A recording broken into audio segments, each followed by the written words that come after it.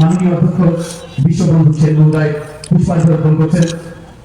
উনি নিহত হয়েছিলেন জ্যোতির্ময় রাজচৌধুরী, বিমল মজুমদার, যাদব ঘোষ, নিতাই মালাকার, রসময় ঘোষ, অজিত ঘোষ, রাকেশ ঘোষ, মনোজ ভট্টাচার্য, বিজয় দেব, বিমল দেব, বীণা দাস চৌধুরী, মোহন দাস ঘোষ, দয়া চক্রবর্তী, সন্ধ্যা ঘোষ, অনিতা ঘোষ, সুবোধ ঘোষ, বর্ষা গোস্বামী, সোমা ঘোষ, সঞ্চিতা ঘোষ, শিবরাজের মাধ্যমে আমাদের সেই শহীদদের প্রতি শ্রদ্ধা জ্ঞাপন করা হলো। শহীদদের প্রতি কোনো তথ্য প্রমাণ লাগিয়ে সেই জায়গায় আমরা চেষ্টা করছি, তবু ওই পরিবারগুলিকে সান্ত্বনা দেওয়া, সঙ্গে থাকা, ডেভেলপমেন্ট সরকারি সুযোগ তাদের কাছে পৌঁছানো এবং প্রত্যেক বছর শ্রদ্ধাঞ্জলি অনুষ্ঠান করে শহীদদের আত্মার সদ্গতি কামনা এবং শহীদ পরিবারদের প্রতি সম্মাননা জ্ঞাপন। সেই জন্যই আজকের এই সমাবেশ এবং হাজার হাজার মানুষ সেখানটায় সামিল হয়।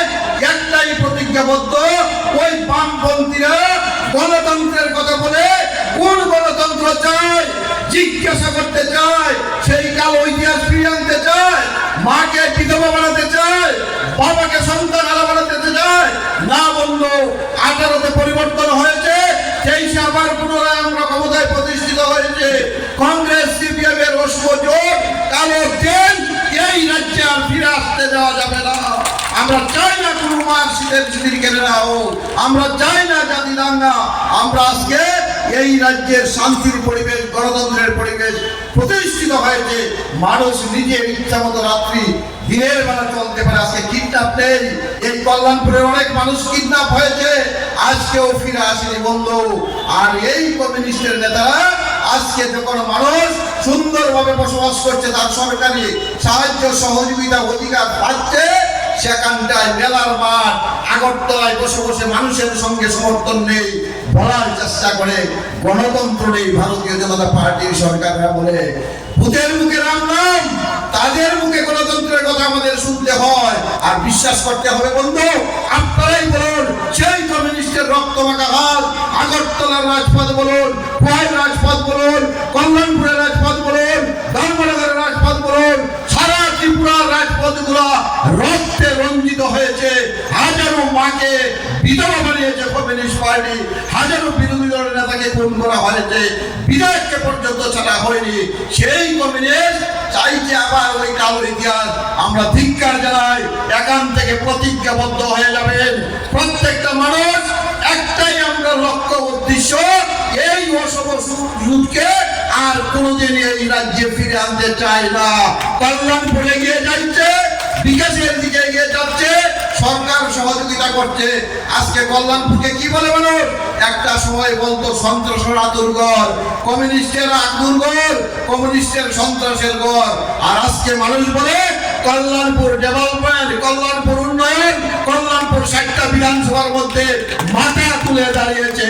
আজকে এই জায়গায় এটাকে আরো সুন্দর সুশৃঙ্খল ভাবে আমরা নিয়ে যেতে হবে।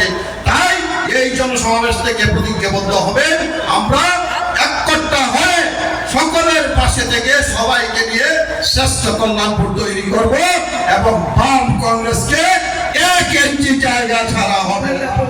সমবেদনা জ্ঞাপন করি, এই দিনে আসবো না এজন্য ভাবতেই পারছি না।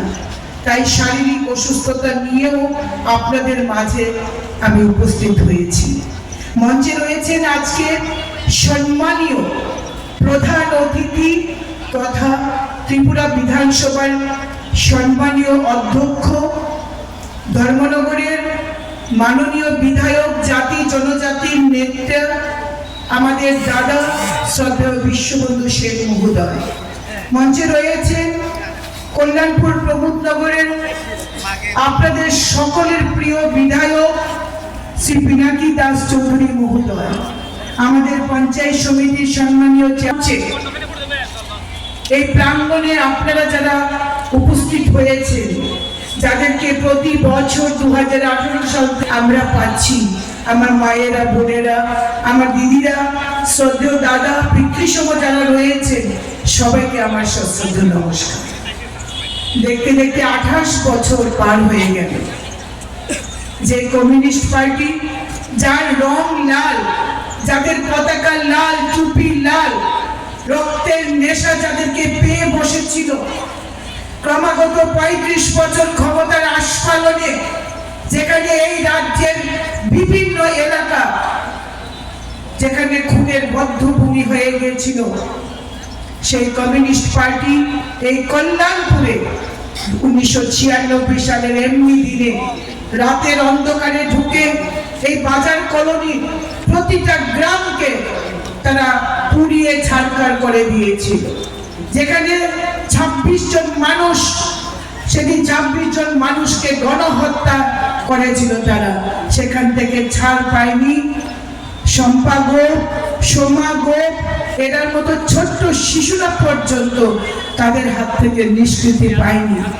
আপনারা এইভাবে বলুন, কি অপরাধ ছিল এই ছোট্ট দুটি শিশু, কি অপরাধ ছিল বাড়ির মহিলাদের, কি অপরাধ ছিল যাদেরকে খুন করা হয়েছে প্রত্যেকটি মানুষের তাদের পরিবারের?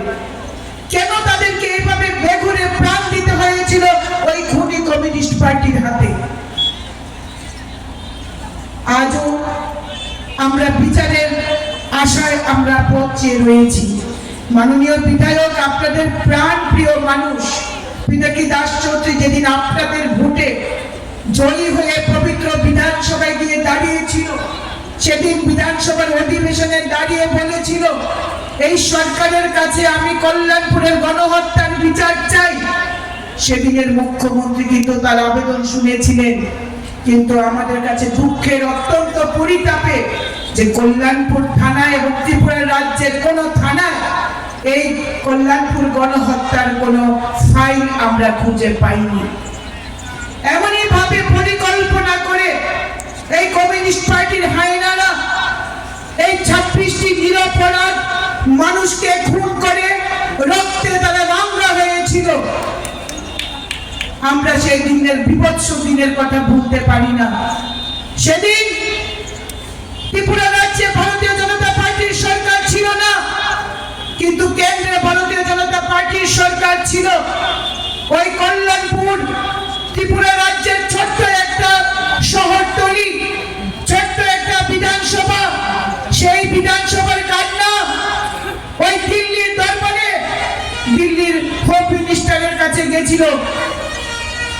আমাদের সেই প্রাক্তন গৃহমন্ত্রী লালকৃষ্ণ আদবানিজি এখানে এসেছিলেন, এই পরিবারের পাশে সমবেদনা জানাতে দাঁড়িয়েছিলেন, বলেছিলেন কেন্দ্রীয় সরকারের সমস্ত সুযোগ সুবিধা বিচার সেটা তারা পাইয়ে দেবেন। এবং এই পরিবারটির পাশে তখনকার বিজেপি সরকার সেই পরিবারগুলির পাশে ছিল। সরকার দীর্ঘদিন স্থায়ী হয়নি, যে কারণে এই পরিবারদের আমরা বিচার দিতে পারিনি। যখন এই রাজ্যে ক্ষমতার পালাবদল হয়, মাননীয় বিধায়ক পিনাকি দাস চৌধুরী মহোদয় আপ্রাণ চেষ্টা করেছিলেন সেই ফাইলকে পুনরায় খোলার জন্য, কিন্তু যেটা বললাম যে এই ফাইলের কোনো অস্তিত্ব আমরা পাইনি। 2018 সালের 3রা মার্চ যেদিন ত্রিপুরা রাজ্যে কমিউনিস্টের পতাকাকে ধূলিসাৎ করে দিয়ে এই বিজেপি পদ্মচিহ্নের পতাকা উড্ডীন করেছেন, সেদিনই কল্যাণপুরের ঘাতকদের বিরুদ্ধে আপনাদের প্রায়শ্চিত্ত হয়েছে। আপনাদেরকে আমি পুনর্বার প্রণাম জানাই। কি যন্ত্রণা, কি কষ্ট নিয়ে এখানে বেঁচে আছেন আজও, এবং প্রতিটা পলে পলে দিনে দিনে মুহূর্তে মুহূর্তে স্ত্রী, পুত্র, ছেলে, মেয়ে, আমি যন্ত্রণা দেখে মুগ্ধ হয়ে গেলাম। আমি দেখলাম মায়েদের উপস্থিতি বেশি, বোনদের উপস্থিতি বেশি। মা এবং বোনদের উপস্থিতি দেখে আমি বুঝলাম যেখানে মা এবং লক্ষ্মী, দুর্গা, সরস্বতী যেখানে একযোগে এখানে জমায়েত হয়েছেন, পিনাকি বাবুর হাত একেবারে বিশাল ভাবে অটুট শক্তিশালী হয়ে গিয়েছে। এই শক্তিশালী হাতকে, পিনাকির হাতকে শরীরে এই জীবনে আর মানিক সরকারের এই লাল বাহিনী এখানে প্রতিষ্ঠিত হতে পারবে না। আজকে মায়ের উপস্থিতি দেখে আমি একদম দৃঢ় বিশ্বাস দিয়ে ফিরছি।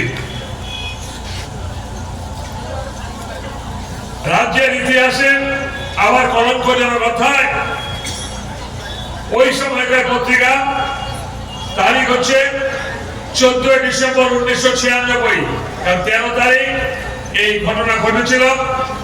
বাজার কলোনি নৃশংস গণহত্যার বলে 25 জন গৃহদাহ, নাম সমস্ত তালিকা এই যে যারা পুড়ে মারা গেছেন তাদের ছবি পুলিশ সময় মতো এলে ঘটনার বিভৎসতা এড়ানো যেত, সাধারণ জনগণের মত। এখানে লেখা রেখেছে প্রতিদিনের হত্যারীরা মানুষ নিজেদের ভবিতব্য বলে ধরে নিয়েছেন। ওই সময় যে হারে গণহত্যা হতো, ওই সময় যে হারে কিডন্যাপিং হতো উগ্রপন্থীদের মাধ্যমে, মানুষ ভেবেছেন এটাই বলতে আমাদের জীবনের ভবিতব্য। এইভাবে যখন সারা ত্রিপুরা যে বন ডাকলো, আমরাও কিন্তু সেদিন আমরাও কিন্তু কল্যাণপুরের পর্যাপ্ত নিরাপত্তা বাহিনী থাকলেও একসঙ্গে নামানো হয়নি। আমরা জেনেছি থানার ভিতরে 25 জন সিআরপিএফ ছিলেন, তারা এনেছিলেন ওই পুলিশ। তৎকালীন সময় মুখ্যমন্ত্রী মানিক সরকার, তিনি ছিলেন স্বরাষ্ট্রমন্ত্রীও, তার নির্দেশে পুলিশ এক কদমে এগোয়নি। কারণ তাহলে প্রকাশিত হয়ে যেত 2, 4, 5টা উগ্রপন্থী ধরা পড়তো। এরা কাদের ইঙ্গিতে, কোন সাহসে এই তৎপরতা চালিয়েছে। এইভাবে সেদিনকার দেখুন, কমিউনিস্ট বাহিনী সেদিন বিবৃতি দিয়েছিল। ভারতের কমিউনিস্ট বাহিনী ত্রিপুরা রাজ্য সম্পাদক মন্ডলের বিবৃতি, খোয়াই মহকুমার কল্যাণপুর কলোনিতে 12 ডিসেম্বর গভীর রাতে একটি সশস্ত্র সন্ত্রাস বাহিনীর সংগঠিত বর্বর গণহত্যা ও অগ্নিসংযোগের তীব্র নিন্দা করছে।